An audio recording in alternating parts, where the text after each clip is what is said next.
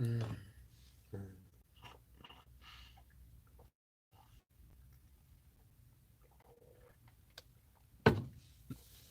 mm.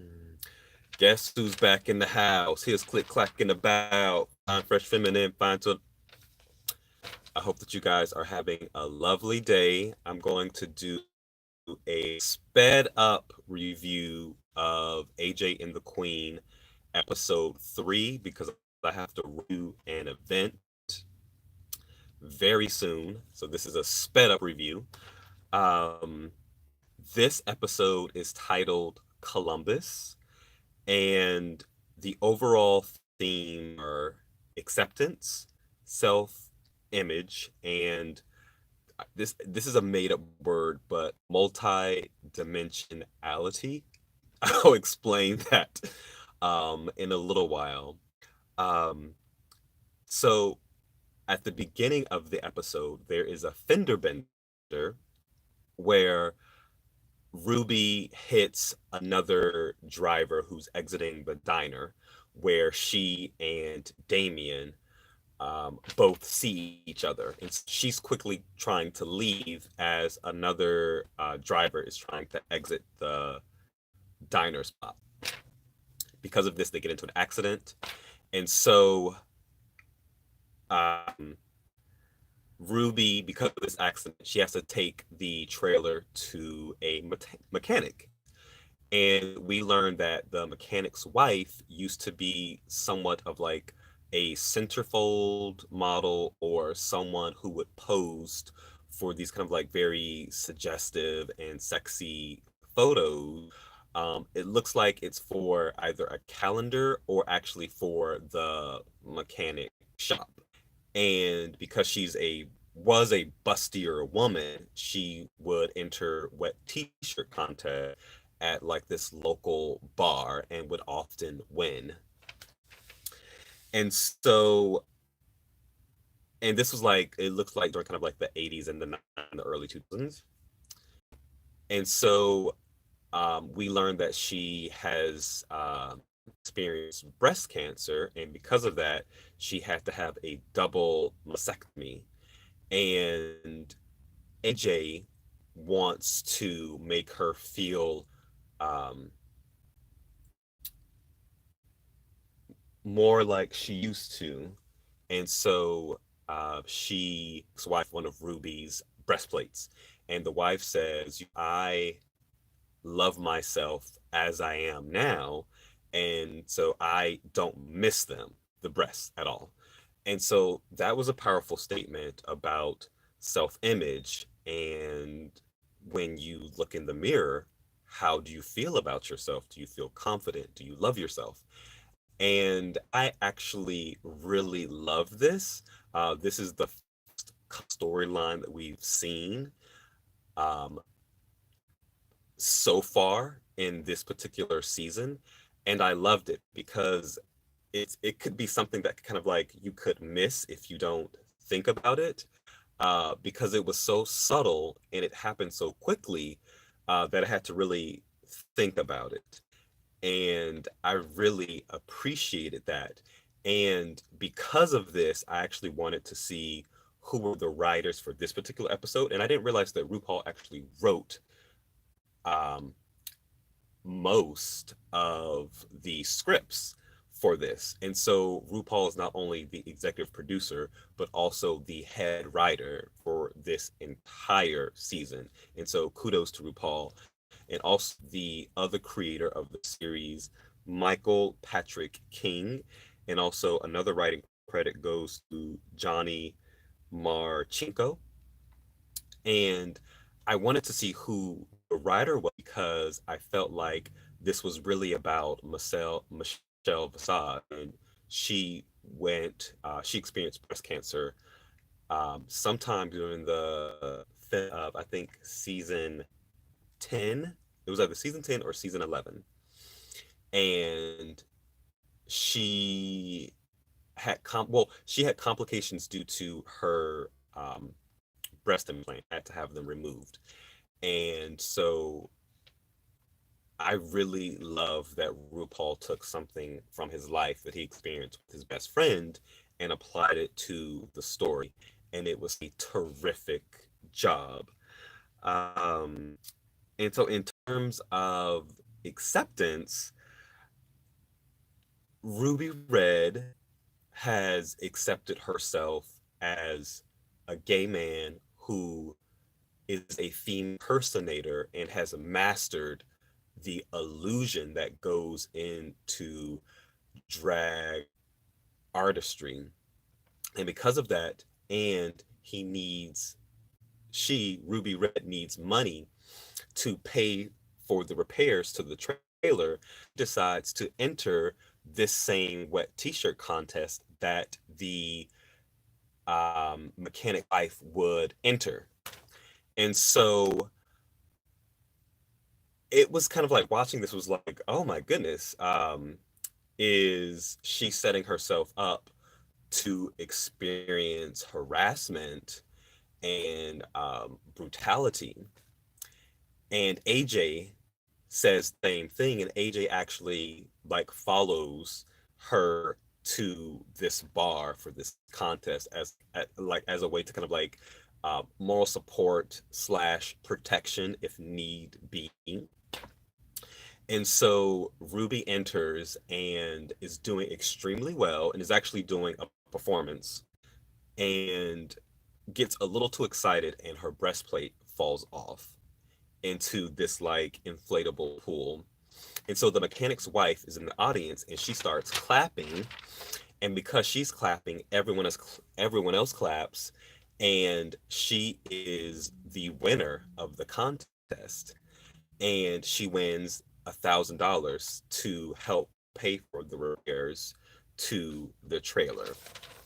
And AJ and Ruby have this beautiful conversation about, you shouldn't prejudge these people in Columbus because people are multidimensional, and you can live in a small town and still be someone who is progressive. You can live in a small town and still respect people in the LGBTQ community. And I thought that was a great lesson uh, to share within this particular television series. And Ruby then tells AJ that, you can be a drug addict and still be a caring mother. And so Jay's perspective and her image about her mother changes slightly, so much that she actually calls her mother and tells her what she has learned, and it really lightens her mood. And this is really the most like well behaved that we have seen AJ be this entire season. And so I really appreciated that conversation that Ruby has with AJ, because we start to see a little change in AJ. She swims in the pool wearing Ruby's breastplate. And so that was a hilarious moment.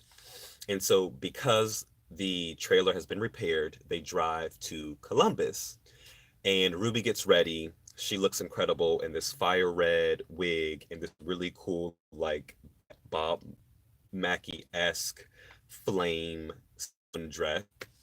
And in the audience, as she's on stage performing, she sees Damien, the ex, who has been following her. And she runs backstage and grabs AJ and says, "Let's go." Damien rushes backstage to catch Ruby and runs into the host of this drag performance, which is absolutely hilarious. And he's knocked unconscious for a short period of time.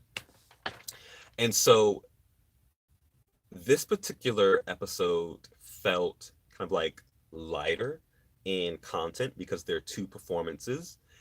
And so even though it was lighter in kind of like dialogue, It's my favorite episode thus far because of the writing is really good, the acting, the mechanic's wife, she really is the star of this particular episode.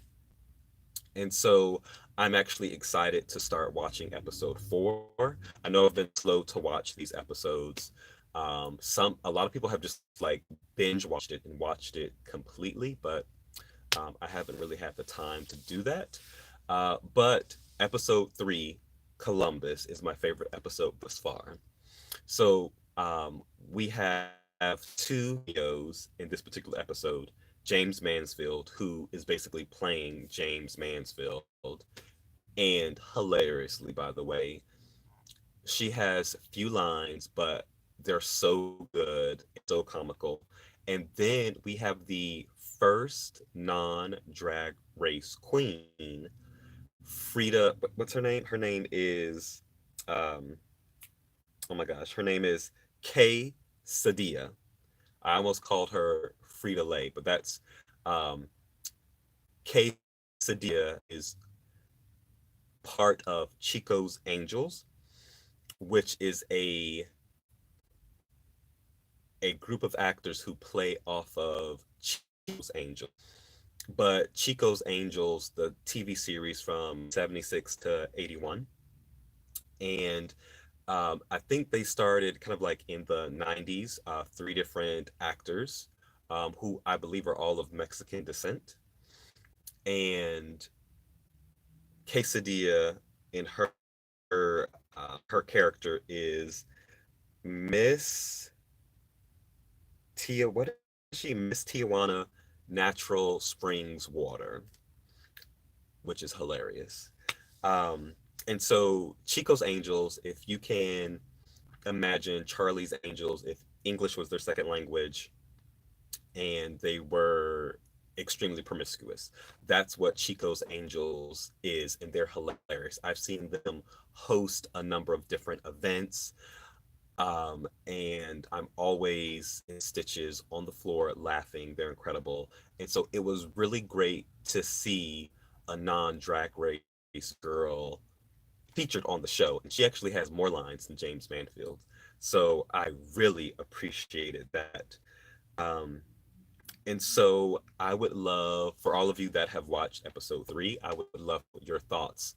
What did you think of this episode? Who was your favorite act in this episode? And how do you think the are developing thus far? So we have there are 10 episodes. So I have 7 more to go, and I'm really excited about watching the rest of the episodes. I can't watch it tonight. I'm going to an event, but hopefully I'll have the next review up by tomorrow because I'm really excited. I think they're in, I think it's Mount Juliet tomorrow. I've never been to that city. I'm curious as to see who will be in the cameos tomorrow and how Damien will reach Ruby. I still haven't figured out why Damien is chasing after Ruby and why Ruby hasn't called the cops, knowing that Damien is after her. I know I said kind of like review 1, like you really have to suspend belief and put this in the category of camp. Certain things that just don't add up with the series. But if I suspend belief, I can, you know, not ask, not question why she hasn't called the police as of yet. But if I was in that particular situation, I would essentially call the police uh, to alert them that I'm on tour going to these different cities and my ex who has stolen $100,000 from me and his partner in crime, they're after me. But um, I will I will still remind myself to suspend belief and put this particular show in the category of camp. And so let me know if that helps you guys. Like if you suspend belief and put it in the category of camp, does it make it kind of like easier to watch the show? So this concludes my review. I have to rush out of here to go to an event, which I'm really excited about. It's in West Hollywood, and I get to meet a lot of really cool people. So leave your thoughts in the comment section to let me know your thoughts about this particular episode. Until next time, be good to yourself, be good to your friends and your family. And if you don't love yourself, how in the can you love somebody else? Besos.